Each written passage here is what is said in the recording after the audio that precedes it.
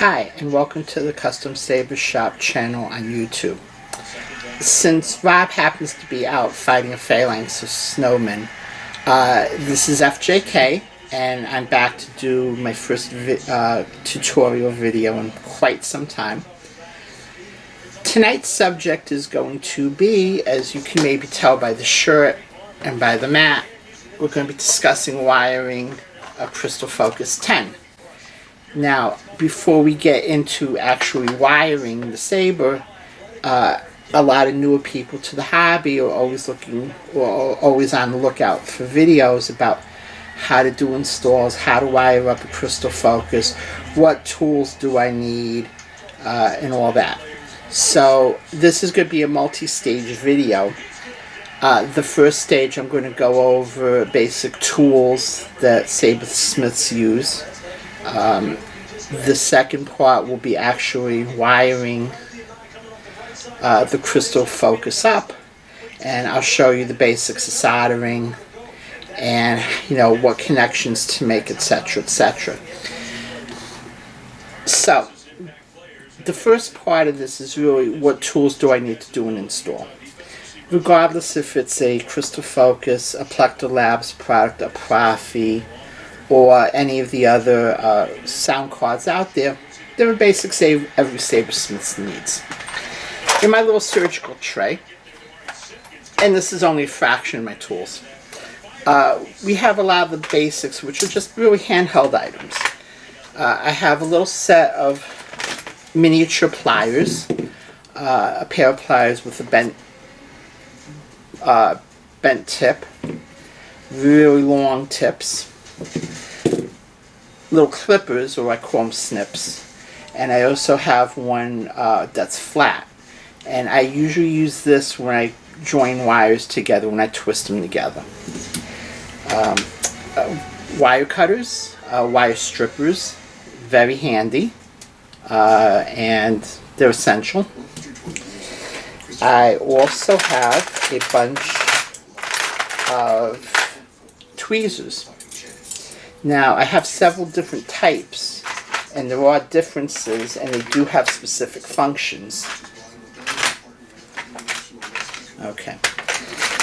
These are what I call locking tweezers. Basically, we push them open, they clamp onto parts. Very handy for when you need to hold out a specific wire into place, or you need to grab a wire to desolder it. There's both a curved and straight version. These, and there's more of these, I just usually use just these two. These are my anti-magnetic super fine tweezers. I usually use these when I do tiny chip work like SMD jumpers, SMD LEDs. These are the things you need. I also have hemostats. I have a curved one, I have a straight one. Again, good for grabbing wires. You can lock it into place and pull, or thread, or whatever. I just have some general pliers, which, used for various things. Let's see what else is here. A little 3-pound grabber. I don't really use this that much anymore, but it's there. I have some long picks. I usually use these to take stuff apart sometimes, or when I need to probe around inside of a saber.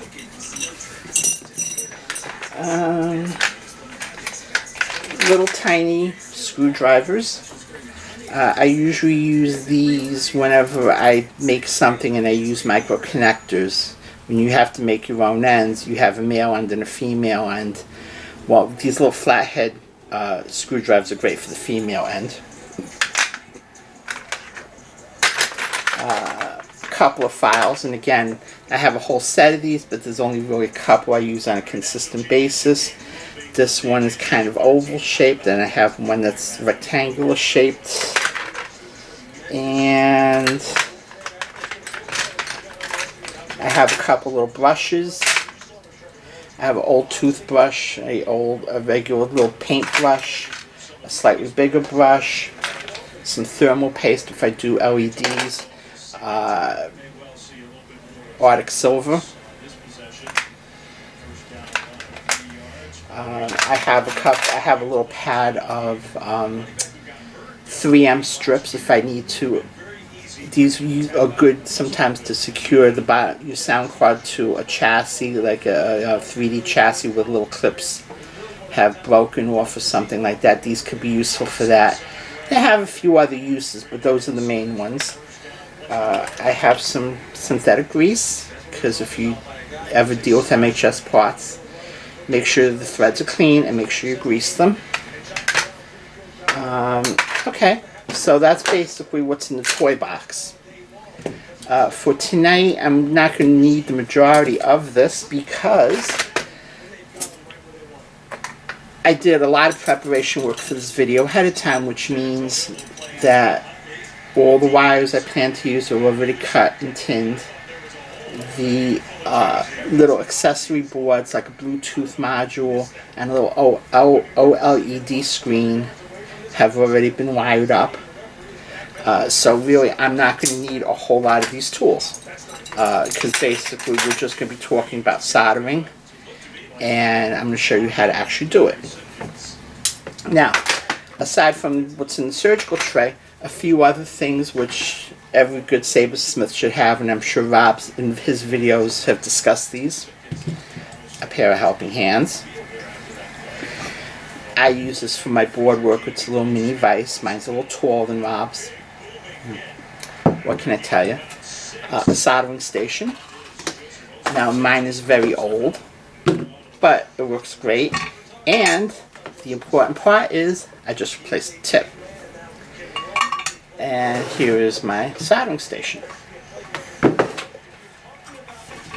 Now, speaking of tips, one of the other things I always have, it's usually used when I'm working on stuff, aside from the soldering blade, I have a little Tupperware tin that I usually keep handy because as I use, spare wire, etc., etc., I usually toss it in there. Or if I need, or if I have some heat shrink, I'll keep that in there. Because I'm doing this demonstration tonight, I kind of clean this up and put everything I plan to use in here. Here I have some little SMD chips because in the demonstration I'm going to show you how to wire those little jumping pads. We're going to put a jumper SMD on the bottom and we'll put an LED on top. And I also have a bunch of my alligator clips because I'm not putting this in a Saber, we're just going to test it. So I brought my testing equipment down. These are all the wires. Here's my OLED, my little pre-wired Bluetooth module, complete with a little LED, and all the other wires I'm going to need to put onto the Saber. Now, one of the other things which is very important to have, and I do have it and I do make great use of it, is magnifying. Now this is a nice little headlamp. It has drop down LED glasses. It has a little light so I can see what I'm doing. And knowledge is half the battle. Being able to see what you're doing is another 30% on top of that. So if you know what you're doing and you can see what you're doing, you're 80% of the way there. So those are the basic tools just to do simple installs. We were talking about soldering tips before, and I just brought a bunch of these down. These are in another tray, my wiring tray, which I didn't bring down here for this. I have several different tips. These are super long conical tips, very super long, super fine. The one I have in my gun, which I'll use tonight, isn't quite as fine, but still pretty good. And basically, these tips are slightly old, but I rarely use them. All these other tips I bought brand new. This one I just used for the first time today to do all the prep work for this. I have a couple other ones, One has like a little flat chisel point on it. One, which I kind of like to use every so often, tight spaces, has a curved tip. And this one is almost the same as this, only has a flat surface on one side of it. You have to always be able to see these up close, probably with this on, to really see the differences in the tips. But those are basically the general basic tools of the trade. Having a multimeter and all that stuff is also very useful. That's in my toolbox upstairs. For tonight's demonstration and tutorial, I don't really need any of that stuff. The one other thing I did bring down is my old test kit. A battery, switches, a working speaker, and a very old Crystal Focus. This is a Crystal Focus version 2.6.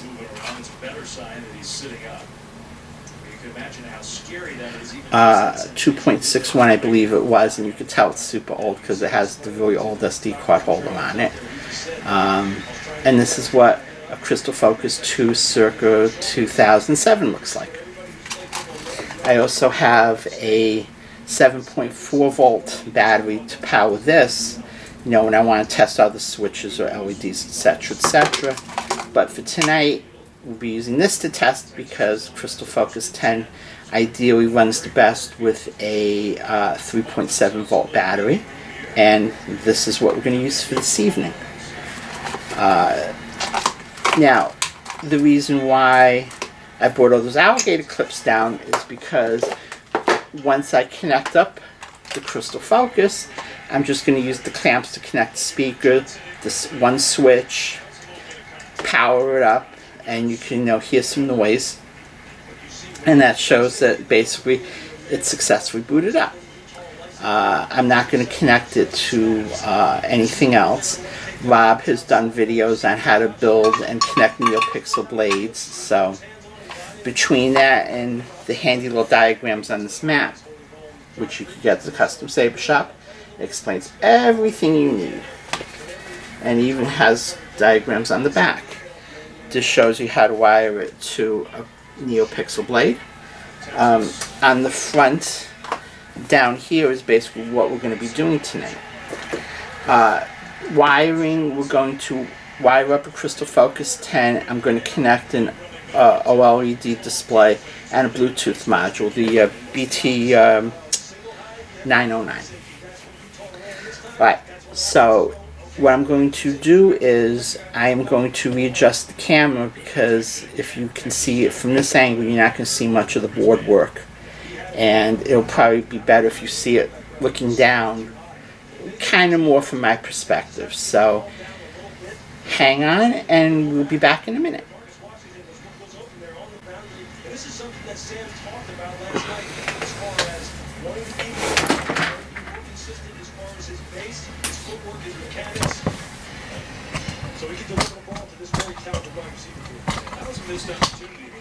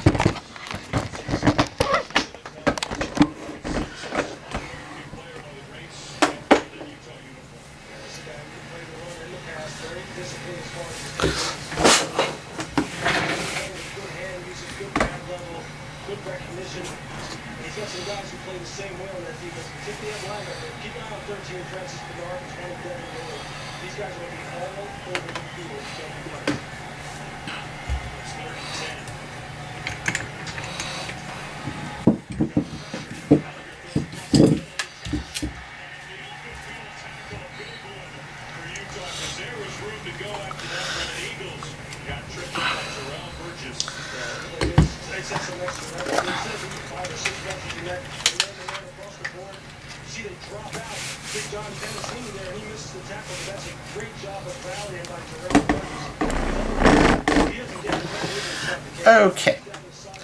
Alright, so we're back. As you see now, you can have a hopefully better view. I will try to zoom in some.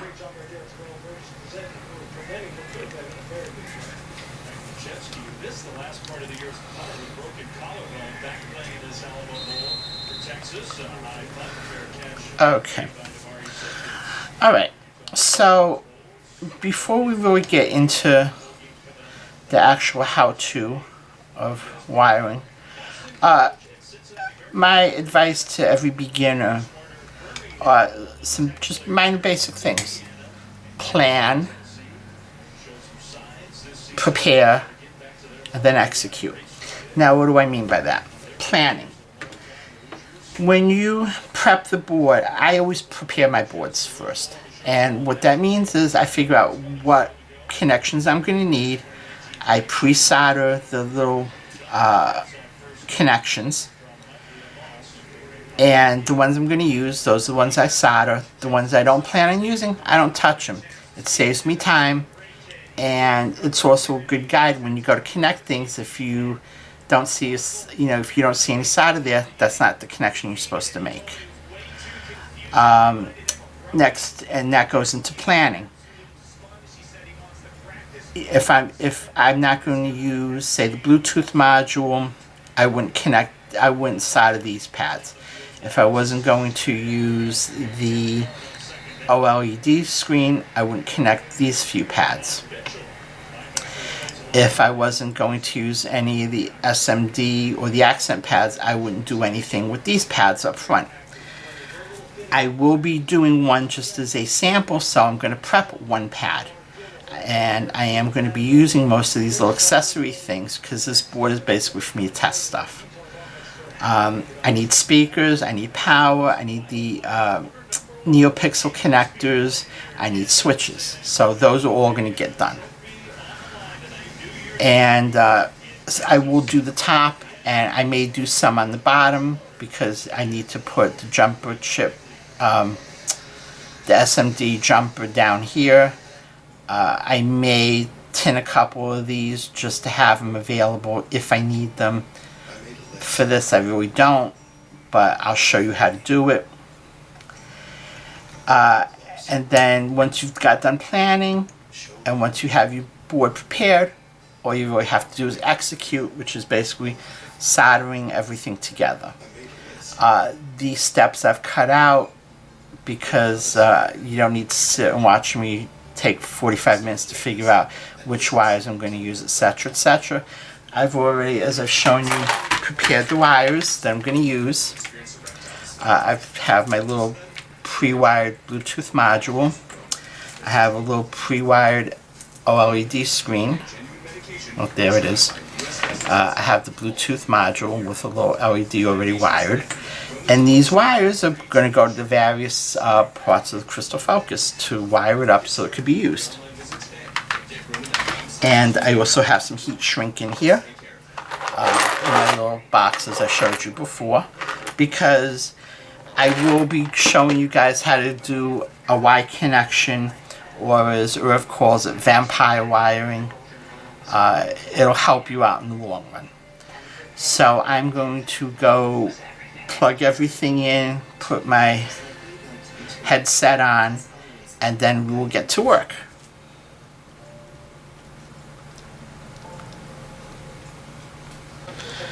Okay, so before we get to actually wiring the board, we're going to go over a quick thing called Y joints, or like Irv says, vampire wiring.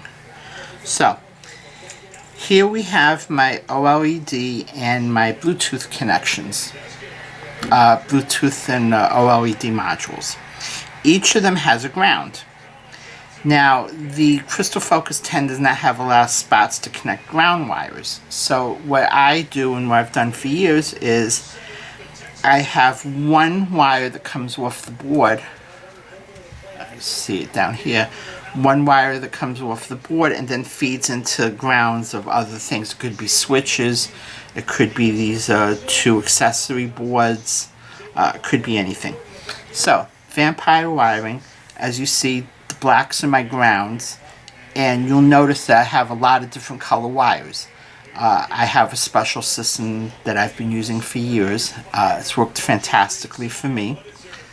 And in that system, basically black is considered ground. So I have the wires stripped, but they're not tinned. These are about the only 3 wires in this whole thing that I left untinned because I want to show you guys how to do this. You basically put the 2 wires together, use your flathead pliers, and basically twist.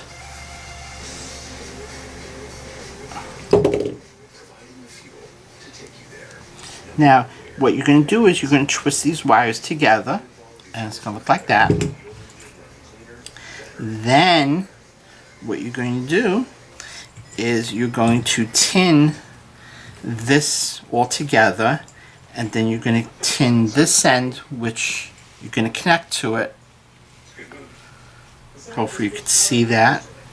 You're going to tin these 2 together, and then you're going to tin this, and then you're going to connect them together. So, I will turn my little headlight on.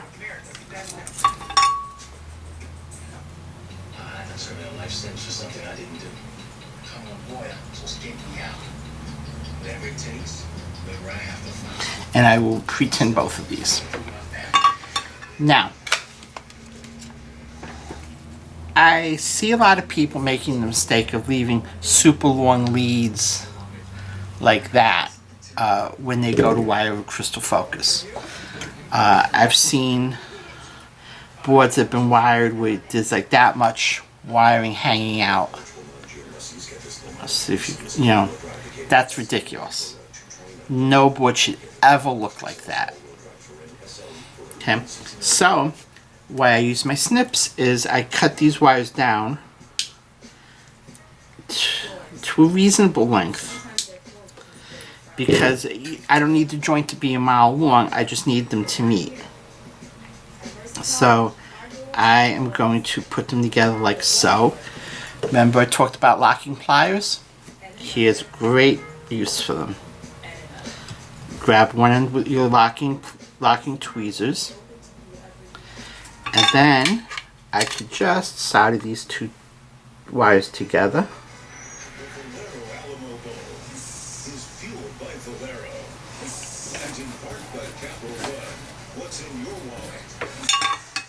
And the joint's secure. Now, anytime you do wiring like this, you should always put heat shrink on it. Basically, it covers the joint and make sure it doesn't get damaged. Now, the heat shrink I use is several different colors, several different diameters. They're all, again, like my wiring, those are color coded too. Okay. This red is just enough. No, actually, no, it's not, because I used a slightly thicker gauge here. I'll use a piece of the white. My white heat shrink will cover this all up. Now, heat shrink doesn't work unless you apply heat. So what I do is, like Rob has shown you in his videos, I take the shaft of my soldering iron and just rub it gently around both sides of the heat shrink, and you'll notice that the heat has shrunk in the heat shrink tubing, so now it's secure. Now what's going to happen is when we decide to finally wire all this to the board, this one little ground will go, this one ground wire will go into the one ground port that I have, that will be ready for it on the board, just like all these other wires will go into their respective connections. Okay, little ground, okay, the little ground port right there, that's where it's going to go into.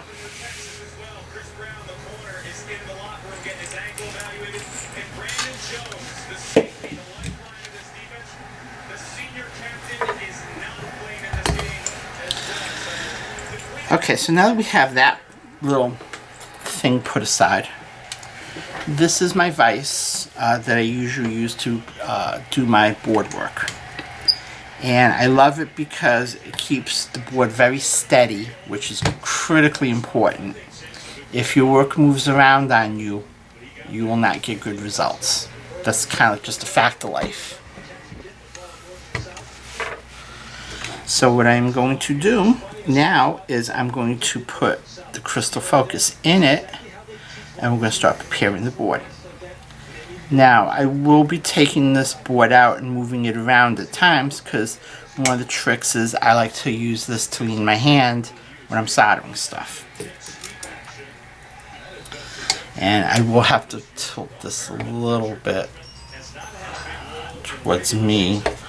Hopefully. Alright, so you guys should still be able to see this. And now it's really a question of just going around and soldering the things I need. So I will start this end, and I will start here with the ground pad. Now, you don't always have to get it all perfect on the first try. Especially with the bigger pads, sometimes you may have to put a layer of solder down, let it sit, and then go over it again to get a nice little shiny bubble like that. So I just did the ground pad. Now I'm going to do the accessory pad. Then I skip one. Let me touch that up. Skip one, and then we'll do one for the LEDs, the OLED screen. Now, one thing when you use something like this, make sure you have the board sticking up enough so that you don't really damage your vise with the tip of your soldering iron.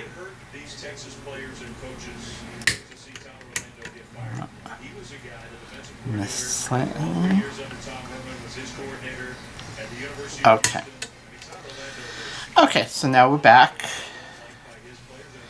Alright, then we're going to do these last four, because this is going to go to the Bluetooth module.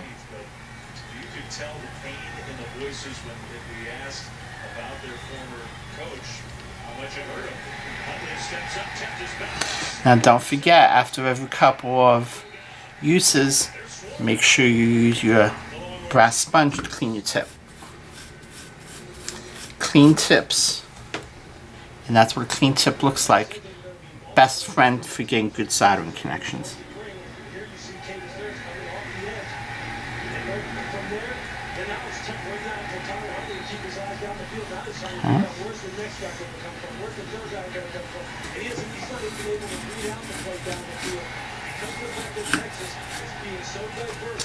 And then I'm just going to continue working my way around the board.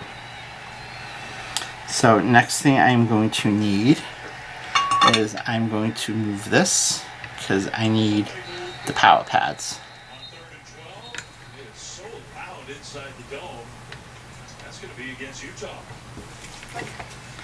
Now the power pads are a little bit bigger, and they are close to some other chips.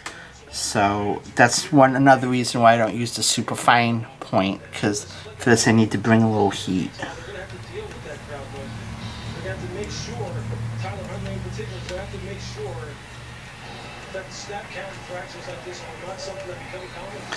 Now again, if you don't get it all at one try, just let what you have on cool off, and then you could always go back and touch it up if you need to. Okay? And again, don't forget to clean your tip. And then we continue on. Okay, switches.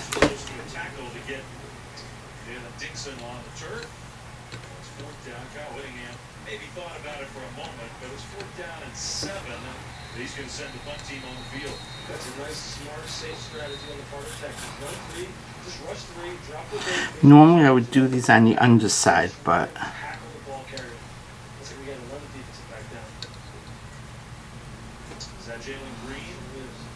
just because I like doing it there doesn't mean I can't do it on the top side. And what I will do again is I'm going to readjust the board.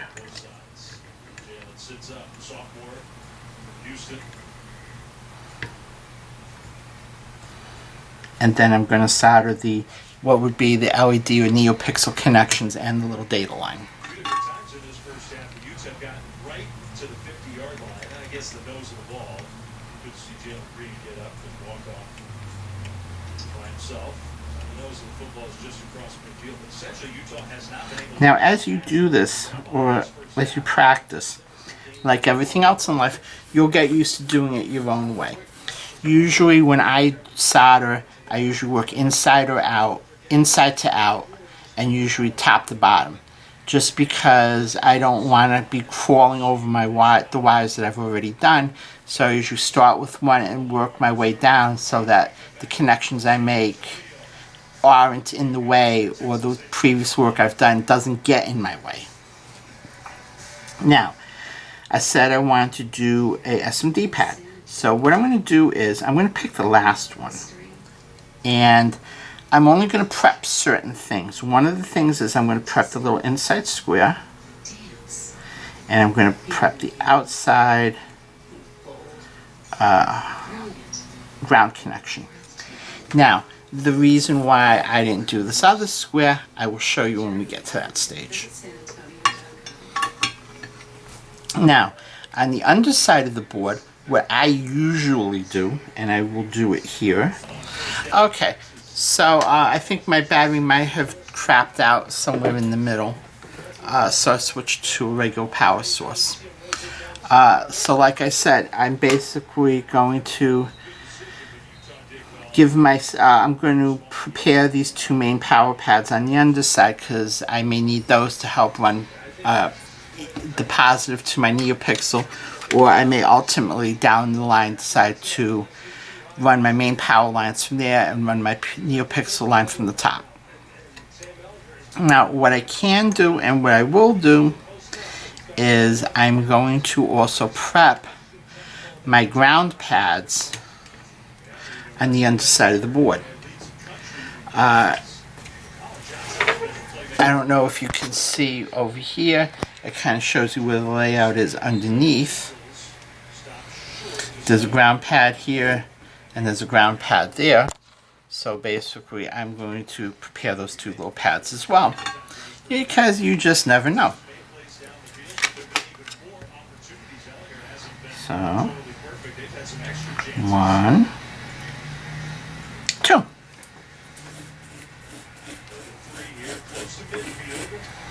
Okay. Not normally, if I was going to use, say, a crystal chamber, depending on what I was going to use, I would prepare these little pads, these little PWM pads, but because I'm not using a pixel, I'm not using any kind of accent LED, RGB accent LED, I'm going to leave them alone. The only other pad I'm going to prep is, just like I did the top side, I'm going to prepare the bottom side for the little SMD chip for my SMD LED that I'm going to attach to this. So I set that, so I just prep the inside square and then the end ground point. I'm leaving the middle square open for now. And so, just like that, my card is now prepared. All the connections I need are done. And now all I have to do is just go through the minor task of wiring everything to the board. What I'm going to do is I'm going to do the SMD first. That takes a little bit of, it takes a lot of practice, and it takes a little bit of work, and just connecting wires all the way around the board is not really hard at all, especially since I have everything prepped, so that's going to go by pretty quickly. So what I'm going to do is I'm going to put my board in this way. I'm going to get out my anti-magnetic tweezers, I'm going to get out one of the little SMD chips that I pulled out of my stash. And then we're going to put it on the board. So we're going to take it out.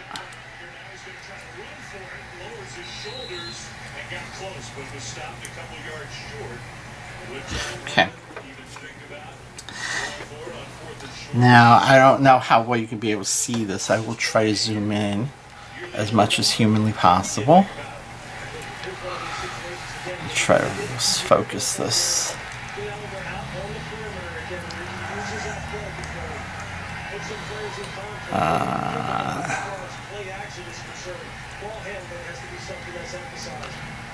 Okay, I think that's as close as I'm going to be able to get.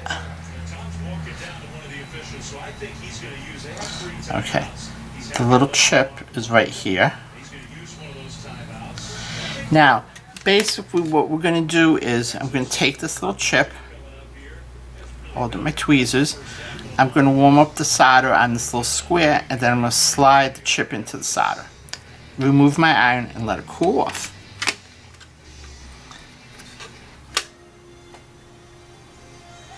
So, and for this, basically, I have my maximum magnification glasses on.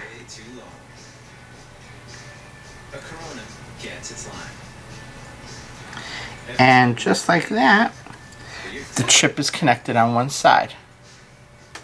Now, what I'm going to do is, because I left the other side blank, I can now fill in the solder there.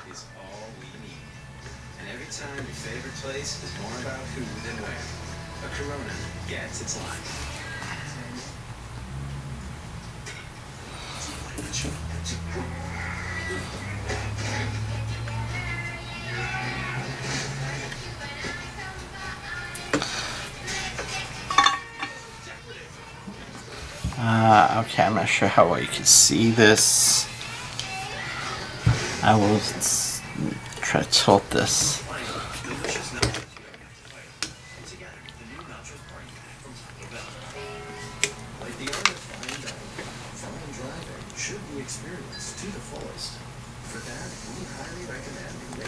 Alright, now as you may have noticed, I did get a little extra solder on the pad next to it.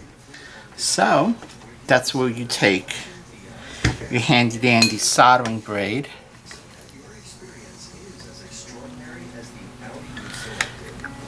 you just lay it over the top,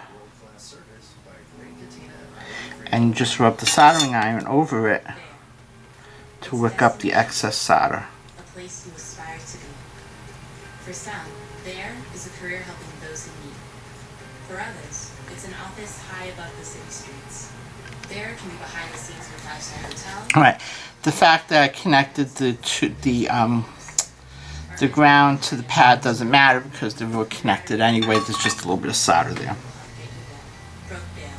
Like I said, I don't do SMD chips every day, but I have done them in the past. They're not my favorite thing to do, but it's there and it'll work. Now, time to wire up the board.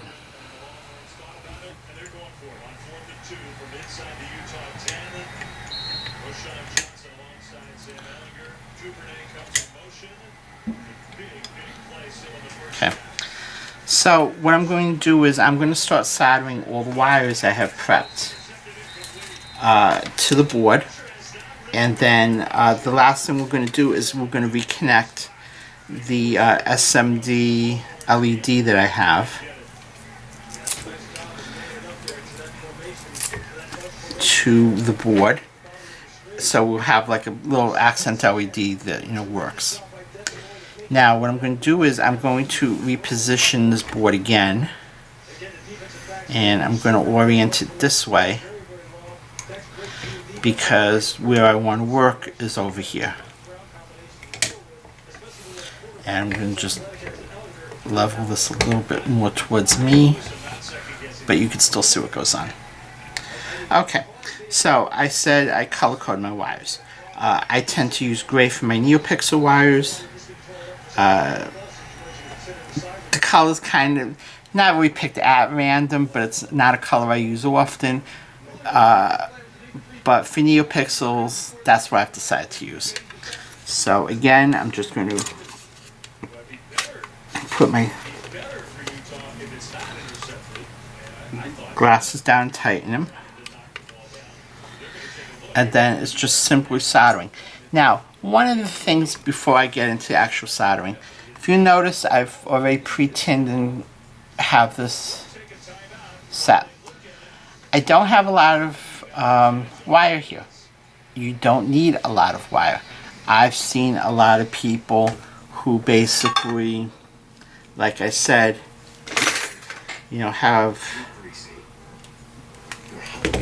you know, a long thing of wire like this stuck to the board.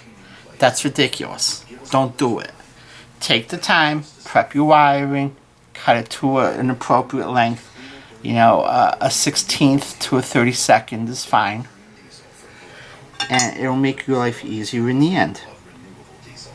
So I'm just going to... When it comes to resolutions, there's always next year. The new extra cheesy Alfredo pizza on garlic parmesan crust for just $10. And if you think it's a little long, you could always trim it a little bit more. I use my snips all the time because I want good connections. This way my work works. I don't have to fix anything.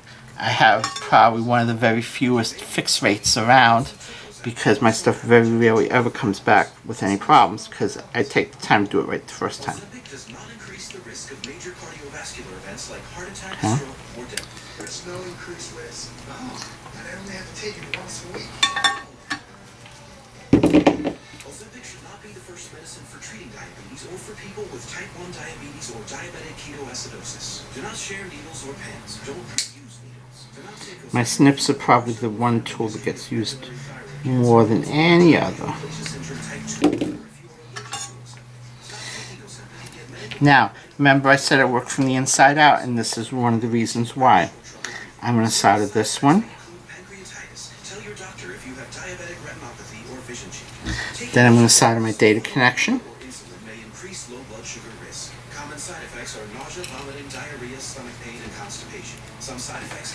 And even if, you know, even though this looks like it's short, it's not short enough. You may pay as little as $25 per prescription. Ask your healthcare provider today about once weekly. And again, I'm working inside out. And the reason why is I'm not touching the work I previously did. I did the gray wire, now I'm doing the green wire, now I'll do this outside wire last, and I won't accidentally desolder any of my previous wires, and it'll all be nice and happy.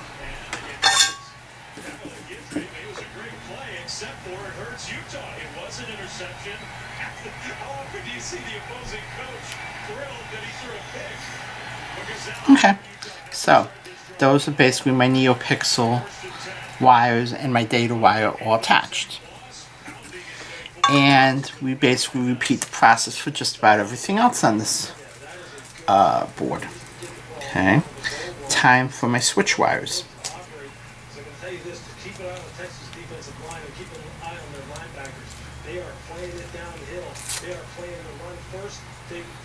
Really show no ability to hurl in the passing game, and they better have an answer for it, especially when you're backed up like this. Kansas has the 2 timeouts and a chance to get the ball back with great field position if they can stop Utah here.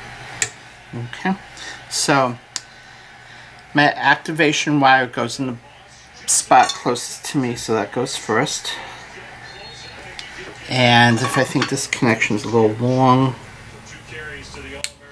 I will just trim like a 64th off of it. And that's connected. Same thing with my auxiliary switch.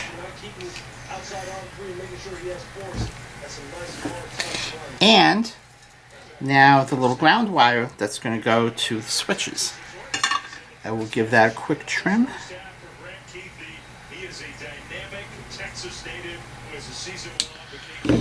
And that goes right here at the top. 35 out to the 38-yard line. Let me readjust the board. Texas defense down 3 men right now. We know about Brandon Jones. Chris Brown is now coming back with an ankle, and Jalen Green is probable to return with an ankle as well. Huntley trying to mark some instructions to a teammate. What a hit. That's Jake, which was a former walk-on. So, now I've attached my switches, I've attached NeoPixels, I have some power cords here, and those are going to go next. Now, these are the things, I mean, I've gone over this 100 times, but I can't stress it enough. Don't use super long leads like this. I will adjust my wires, I will adjust the board. I will trim these down to a reasonable length. And because this pad's a little longer, I could use a slightly longer wire, but basically it should be like that. And again, I'm going to go inside out. So the inside is ground.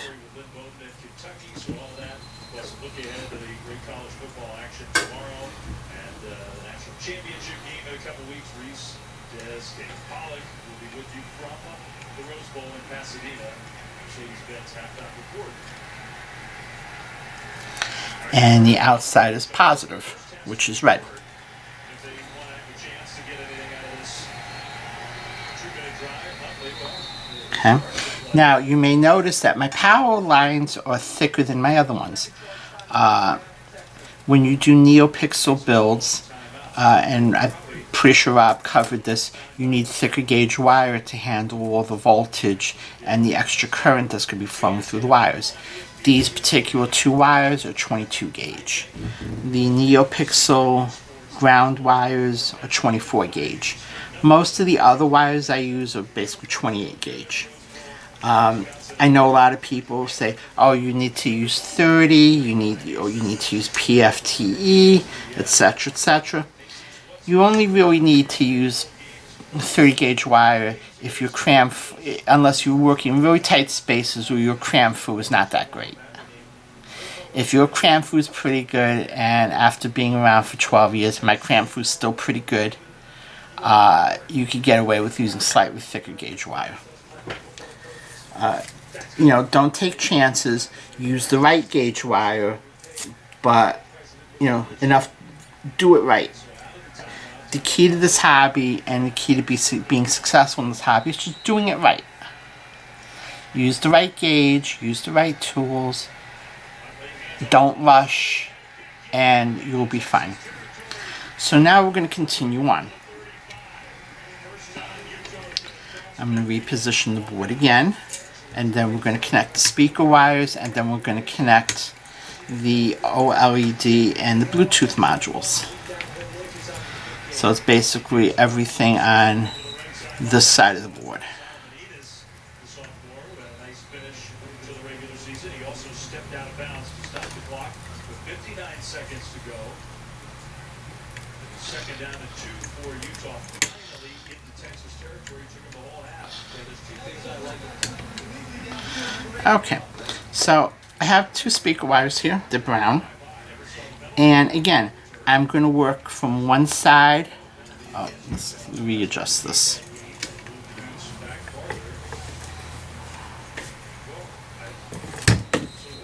Okay, so here again, I have my speaker wires. And I'm going to work from one side down this way. That's a big difference. Goes without saying. Instead of a 28-ish, back to the 40. Utah has all their timeouts and minutes to go. So they have plenty of time to minimum get in field goal range. They would like more. Humphreys throws middle, counts a high, gets targeted, incomplete. Okay. Now next, we will get my OLED and Bluetooth boards.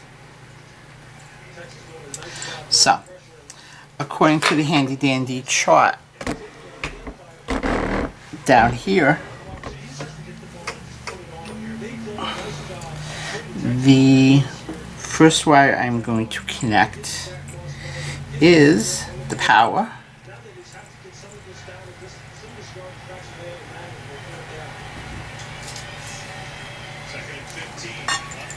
which is my red wire.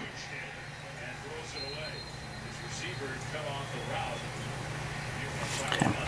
Next is I'm going to connect the receiving line from my Bluetooth to the transmission line here, which is going to be the next pad. Now on my Bluetooth, the receiving line is purple. It's the connection on top here. Alright, so that is going to go to the TX line here.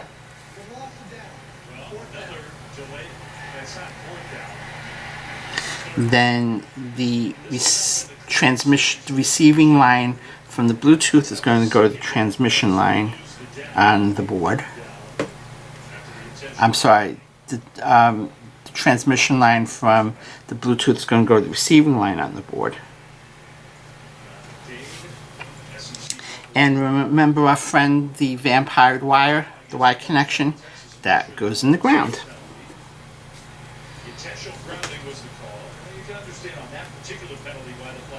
Okay.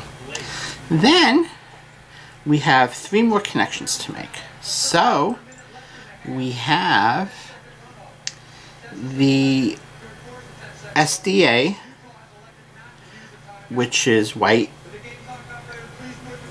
So that's going to go in this first one.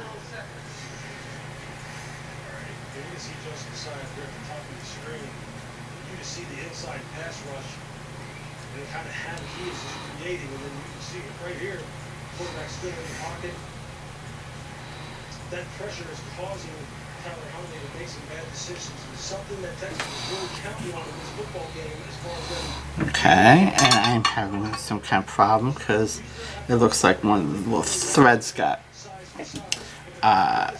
came apart. So I'm just going to quickly redo this connection.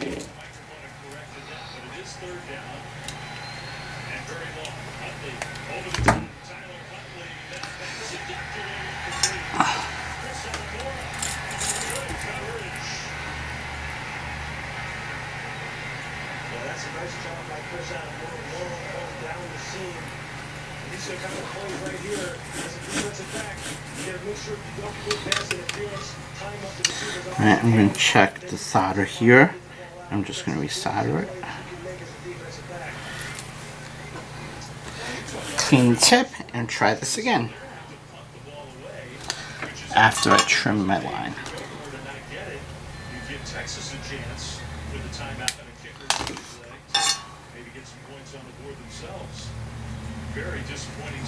Okay, and we continue on. The SCL line, which is purple, goes here.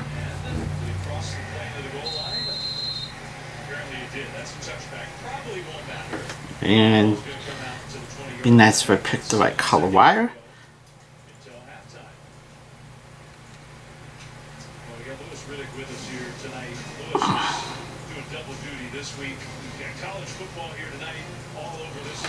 Okay, so apparently I'm having a lot of problems with the connections on this one, so we'll just quickly redo them.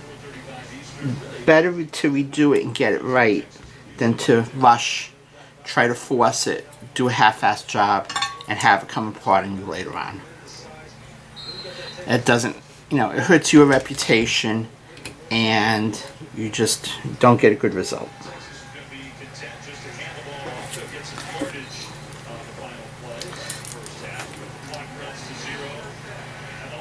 Fans are going to roar their approval. Texas game ready to play.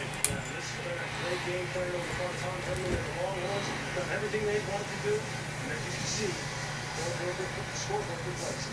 10-0 Texas. Mercedes-Benz halftime report right after these messages.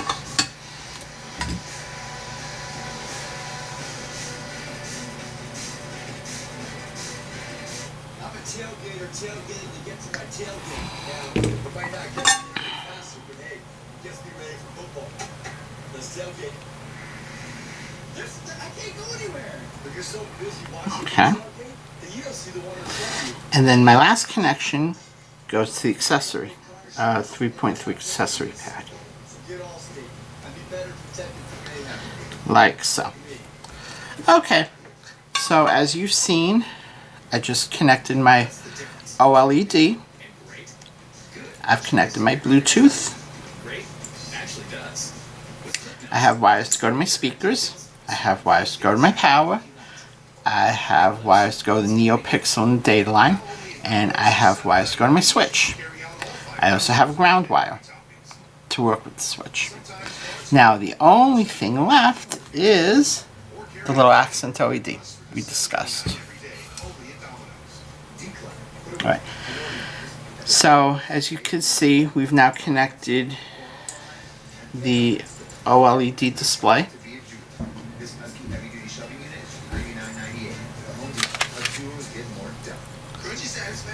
Alright, let's try this again. Okay, so as you can see, we've now connected the OLED display.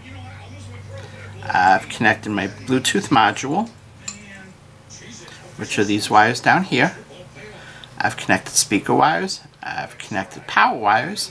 I've connected switch wires, which are basically these three. And I've connected all my NeoPixel and data wires, which are all these. The only thing left for me to do is the little SMD LED, which is right there. Now, yes, I told you that you should really you shouldn't try to work over your own work. I'm about to break that rule. But, you know, really, if you're starting out, don't break that rule. So, here we have little green SMD LEDs.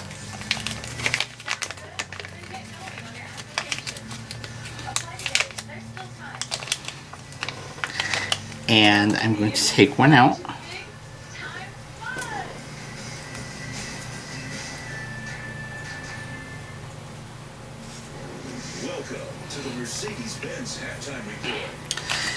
And I'm going to find my little pliers. I'm going to turn this around to make my life easier so I can actually work on this.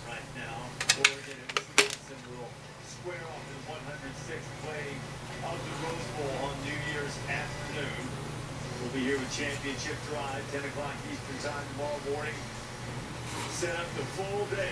College football New Year's Day 2020 as we ring out an old decade and ring in a new one. Reese Davis, David Pollack, okay, let's see. Okay, you guys can see this. Alright, the chip is right.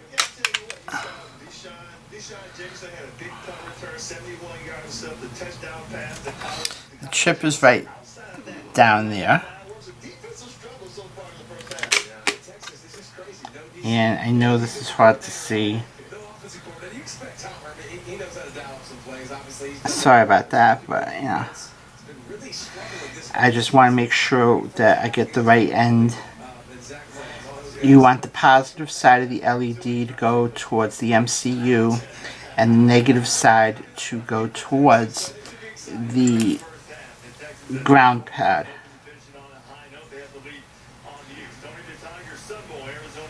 So what I'm going to do is I'm going to put it in place.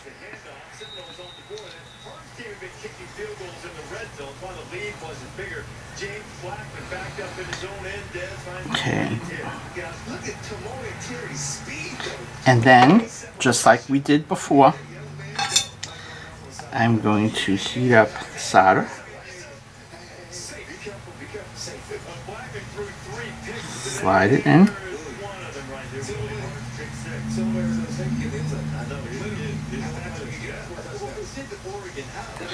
Okay, once that side dries, I will go ahead and solder the other end because both have to connect for this to work.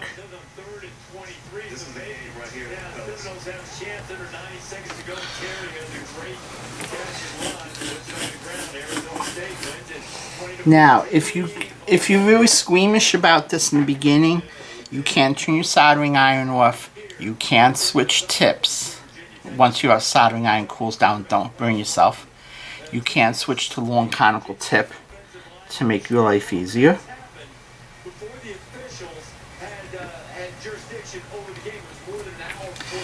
And just like that, we're basically done. So now I'm going to back this up so we have a little more. You haven't seen the sun in like forever, so you search for a beach vacation. You can see, and maybe I'll just move that back.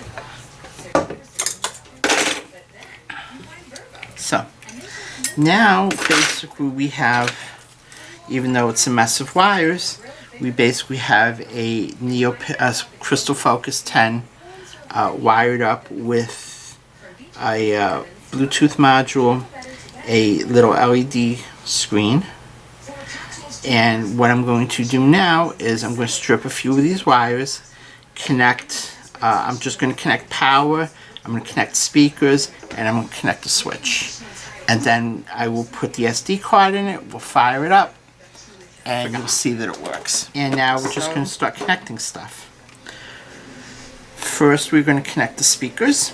Now I didn't tin or solder any of these are just temporary connections. I'm going to take this apart after this video is over, but for now I'm just going to use my cute little banana clips to make sure all this stuff works.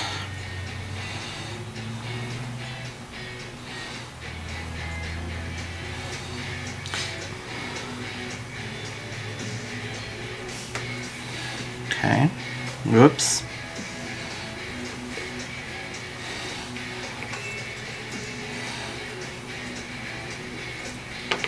Much easier soldering stuff, but like I said, this is just really temporary.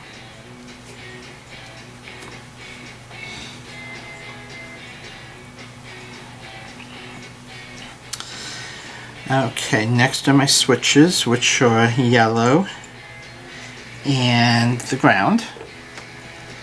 So I will use my auxiliary switch, which is the only one I really prepped.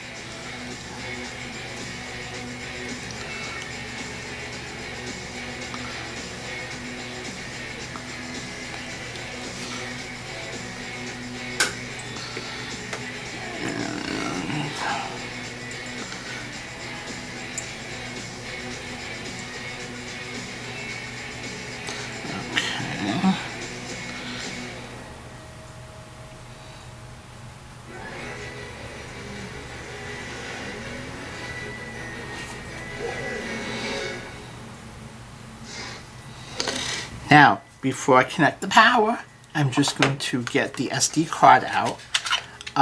One thing I probably didn't mention in the beginning, don't solder the card with the SD chip in it. You'll do damage to the, you could do a lot of damage to the SD chip and wipe it out, or make it unusable. So what I'm going to do is I'm going to put this bad boy in, like so.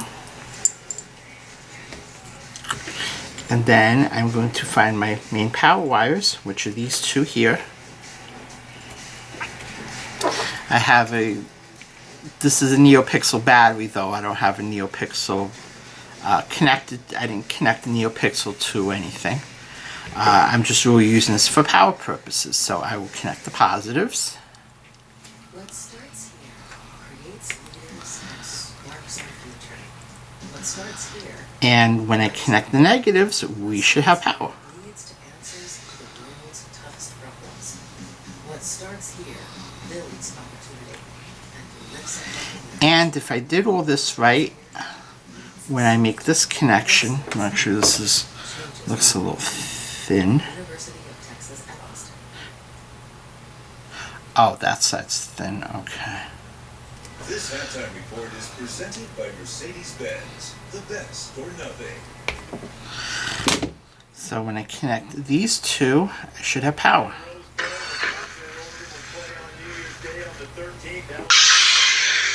So I will now officially hit the activation button because I had two of them touching. And as you can see, I saw the green LED flashing on the board, so that works too. And basically, even though this looks like spaghetti, because I didn't size any of these wires to anything, we have a working Crystal Focus 10.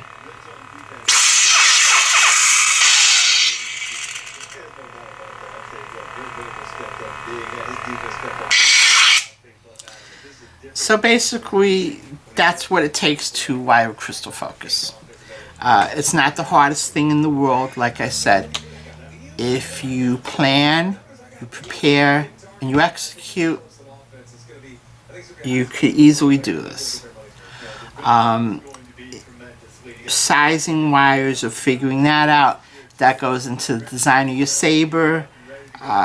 Usually all these various parts, the crystal focus, the Bluetooth module, the OLED screen. So that's basically how you wire a Crystal Focus 10.